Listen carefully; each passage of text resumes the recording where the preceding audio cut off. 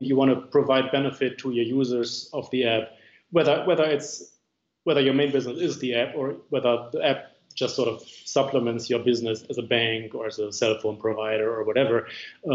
You're creating the app to bring benefit to the user and make the experience the user is dealing with your company more enjoyable, more successful, more pleasant, whatever your PR market, whatever your bullet points are for what your goal is for this app, right? And of course, on the one hand, you gotta see like how much is it going to cost, and it might be tempting to say, oh, the cheaper the better, right? But I mean, then why bother doing it at all, right? I mean, if you're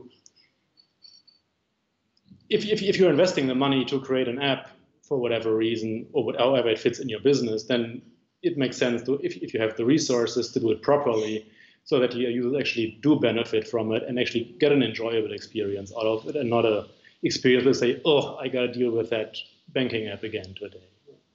You can actually see a good example of that. Like if you look at any of the Google apps, for example, on iOS. I mean, Google does a really good job of bringing their apps to iOS, but they all feel sort of like Android apps, right? I mean, they're still good apps, but they feel kind of different than the same apps would do on created specifically for iOS.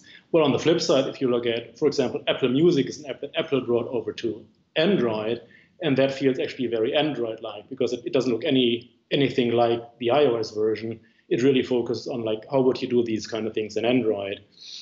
So that's sort of the other end, where they wrote a separate app specifically for Android. And of course, that's a lot more work because, again, now you're writing two apps, one in Objective-C or Swift and another one in Java probably. But the end result is that on both platforms, your users get a much better experience